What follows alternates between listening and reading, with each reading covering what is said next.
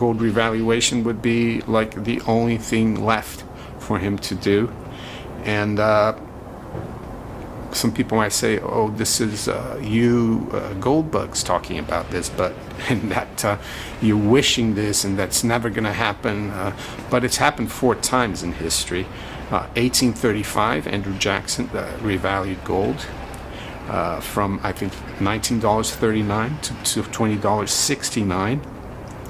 1934, President Roosevelt revalued from $20.67 to $35. And in 72, President Nixon revalued from 35 to 38.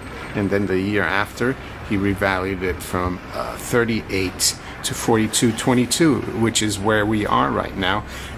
And that's only worth $11.1 billion. I think gold revaluation by the U.S. Treasury could be closer than most people think. And I will tell you why. And yes, the stock market wobbled a little bit this week. I think it was the worst week since April. The markets did recover towards the end of the day yesterday. Gold and silver is still consolidating. It's been since mid-October, about 3 weeks now that we're consolidating. We need to be patient. Of course, I'm not getting rid of my gold, nor my miners. The miners actually rallied quite nicely yesterday. I saw gold closed just around 4,000 in the spot price. So still up massively this year. Silver trading around 48.60, I think, or 48.50, and there's a lot of talk as well now that, well, not talk, but the news is that the U.S. Government has finally put copper and silver in the list of critical minerals, and so has China. China has, I think, banned the exports of silver, and they've put it on a critical minerals list as well. And I think the other thing we need to talk about is maybe Mexico vis-a-vis silver, the biggest producer of silver in the world. Politically, they're getting, they're not too happy with what the U.S. government is doing. Let's say vis-a-vis Venezuela, the Latin American countries are not too happy. Silver Academy spoke about this recently. Or wrote about it. You should check out Silver Academy Substack. Next, let's zoom out. The broader financial markets have had a rough stretch, with stock indices wobbling and asset classes diverging. Meanwhile, precious metals, gold and silver, are in a consolidation period, neither crashing nor surging rapidly, but hovering. This makes sense in the context of rising macro risks. Mounting government debt, liquidity constraints, and worries within credit markets all point to elevated systemic stress. Within that frame, gold and silver occupy a dual role as safe havens and as potential policy tools. Their behavior today may reflect not only investor sentiment, but also hidden currents of fiscal and monetary strategy. It wouldn't be out of the realms a possibility that the Mexican government could nationalize some mines owned by American companies if President Trump keeps saber rattling vis-a-vis Venezuela, for example. And politically as well, it wasn't a great week for President Trump with these one-off elections. And I think the message from these elections and the mayor election in New York is that the bottom 50% in the U.S. They're not benefiting from this massive rise in asset prices. Again, I think the top 1% or top 10% of Americans own 2/3 of all the wealth. And that's not just in the U.S., it's also in other Western countries. Unfortunately, even in the UK, we're becoming more and more like third world countries. But so what I'm going to do now is talk about a little bit about this climate change COP30 thing that's going on in Brazil. I usually don't talk about this, but I think it's really important because this is all been planned. It's been a narrative or that's been built up since the 70s, maybe even late 60s, by the Rockefeller and the Rothschild family, the environmental movement. I mean, you can find material online about UNSET in 1992 and how these bankers they're building this narrative that we have a global problem because, the climate affects everyone, and they use that as a method of controlling and taxing us. And I give President Trump credit on the fact that he doesn't believe in it, even though there are things he's done that I think I don't agree with. But suffice it to say, apparently my wife was telling me that the British delegation sent over 300 people to Brazil on different private jets to tell us how we should not fly and not live our lives because we need to save the planet and we need to cut down our carbon emissions, our carbon footprint, which is rubbish, really, because carbon is the gas of life. Turning our attention to silver and its industrial cousin, mining sectors are quietly experiencing structural change. Recent moves by multiple governments, such as adding silver and copper to lists of critical minerals, reflect strategic rethinking of supply security. These policy shifts carry implications for mining companies, national production, and the geopolitical landscape. In such an environment, consistency of gold and silver holdings, especially within mining equities, signals more than just hedging. It suggests positioning for a potential supply shock or policy-driven revaluation of industrial monetary metals. The consolidation phase we're seeing might thus be more of a latent buildup. But for them, it doesn't matter because they can go, they make these trips on taxpayers' money, and even the future King of England was there, and that's a really bad move by him. But I guess I saw someone post that he caught the climate change disease from his dad. So what do I think climate change is? What do I think Bitcoin, cryptos, stable coins are? And my wife has been reading this book that I have, and I think I've featured it in my book reviews, Extraordinary Popular Delusions and the Madness of Crowds by Charles Mackay. And I think this is what it's all about.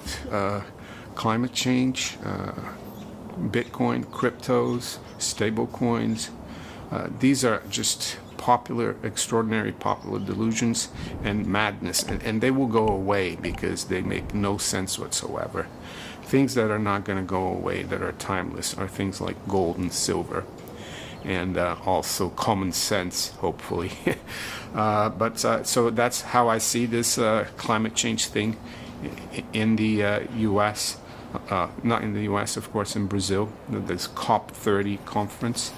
So back to gold revaluation, and this has been a topic we've been talking about quite a bit since the beginning of the year, mainly because in January we found out that a lot of physical gold was flowing back to the U.S. over, I think, 400 tons, and it could have been more.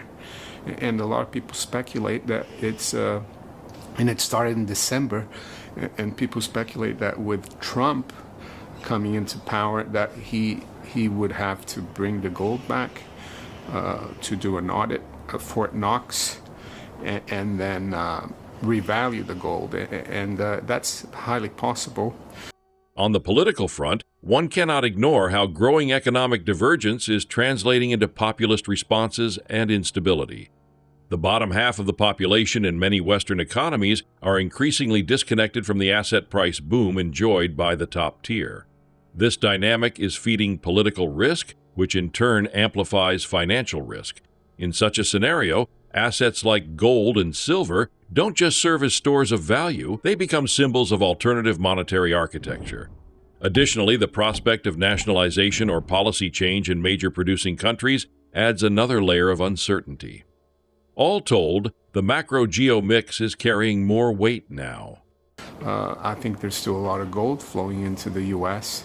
Whether there's 8,133.5 metric tons, or about 261 million troy ounces in the Treasury vaults, it is questionable, but I think it's something people will. Yeah, I think they'll do it though. Even Judy Shelton, who I've had on the channel, who's written a book, Good as Gold, which I've also talked about here, in which she says they should start issuing Treasury bonds backed by gold that could be redeemable at maturity by gold, and that would have like a call option on the price of gold. So it would kind of put a straitjacket, hopefully, on government spending. She thinks that we need an audit, and she thinks revaluation would be a good thing. So why did I say I think revaluation is closer than most people might think? Well, I think there's a few things hanging over the economy, the financial system, the government shutdown. I saw that it's now affecting internal domestic flights in the U.S. It could affect international flights as well, because the federal agencies don't have the money to pay for the flight controls, or the people who do all the controls for the flights. And I heard that hundreds of flights are being canceled. That's going to affect everything. And the federal government, of course, funds a lot of programs in all aspects and sectors of the economy. That's draining liquidity from everything, less people getting paid. And that's why I think the stock market is wobbling a little bit. And we've also seen a problem in the credit market with the shadow banking companies that have collapsed out of the blue, like First Brands. What's the other one? Tricolor. Here's the heart of our story. There's a credible possibility that the U.S. Treasury may officially revalue its gold reserves. Historical precedents, e.g. the Gold Reserve Act of 1934, show such moves were once undertaken under economic stress. Today, with official gold reserves worth a fraction of their market value, some analysts argue that an accounting update could inject hundreds of billions, if not over $1 trillion, into the books without selling a single bar. Such a move could reshape fiscal flexibility, debt metrics, and perhaps even the role of gold in the monetary ecosystem. And there could be many others.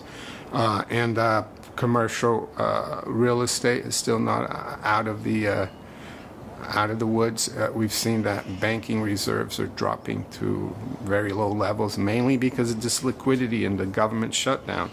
But I saw that the Senate, the Democrats, offered a deal to stop the shutdown. I think it was to extend benefit payments or something that Trump, the Republicans, wanted to cut for a year, and the Republicans rejected that. So it will be interesting to see what happens on Monday when the markets reopen, because I think the rally at the end of the day yesterday was because people thought there would be a deal, but it doesn't look like there is, or maybe there is. You can comment below. And so back to gold revaluation. Yeah, that could really damage the economy. The stock market crashing, the economy is running on the stock market. Even President Trump said that the economy is also booming because of AI, all the AI data centers. That, how does that help the bottom 50? They don't really work in these data centers. And AI is contributed to more than half of GDP growth recently in the U.S. in the second quarter, I think. So it's an economy that even Jay Powell, in his latest FOMC press conference, noted that, there's two economies, one at the top where people are benefiting from AI and asset price inflation, and the other one where the bottom 50 are suffering, that they're having the cost of living going up. And I think that's why that guy in New York won that election, the mayoral election. I'm not saying I agree with him. I don't really know much about him, but I've seen a lot of bad stuff and it's probably true, but he focused on, people having a tough time coping. So, yes, if that were to happen, the stock market, big correction in the stock market, revaluing gold could be a way to bring the economy back from kind of a bad recession, and that's been done before. Finally, what does this imply and what should we watch for? If a gold revaluation were to happen, we might see a shift in how portfolios view gold, not just as a hedge, but as part of monetary policy, and a ripple effect in financial markets. Key indicators include official statements from Treasury or central bank policy, changes in mining or reserves disclosures, and sudden movement in related equities. But for investors, the broader takeaway remains. In times of fiscal stress, timeless assets like gold and silver often reassert their relevance, not just for preservation, but for transformation. Stay alert, stay patient, and keep the higher macro frame in view. It was done back in 1933-34 by Roosevelt in the depths of the Great Depression. He, of course, did it a bit differently because back then gold was part of the monetary system, so he had to kind of force people, like gold confiscation, bring in all the gold and make it illegal. And then in 1934 he revalued it from $20.67 to $35, and that windfall was used for all the government spending and the New Deal. Yeah, of course, I don't believe in that government intervention. That's Keynesian and even socialist. And it's ironic, isn't it, that President Trump could do that if the economy falls off a cliff. Instead of asking the Fed to do QE and the government indebting itself even more, they would have a windfall. Let's say at $4,200, it would be $1 trillion windfall. Isn't that much, right? But if they revalued gold to $20,000, that would be a $5 trillion windfall, and with no QE needed. That's one way to look at the gold revaluation. The other thing that could happen, and one of my friends told me this recently, is that the Supreme Court is going to make a ruling. I don't know when it is, but it could be any time, that the tariffs are unconstitutional, and that would put the cats amongst the pigeons. It would lead to a massive, correction in the stock market as well.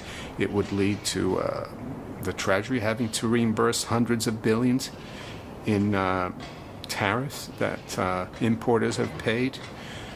It would, ruin Trump's program. The deficit would rise. So, gold revaluation would be like the only thing left for him to do. And some people might say, oh, this is you gold bugs talking about this, but and that you're wishing this and that's never going to happen. But it's happened 4 times in history. 1835, Andrew Jackson revalued gold from, I think, $19.39 to $20.69. 1934, President Roosevelt revalued from $20.67 to $35. And in 72, President Nixon revalued from $35 to $38. And then the year after, he revalued it from $38 to $42.22, which is where we are right now. And that's only worth $11.1 billion.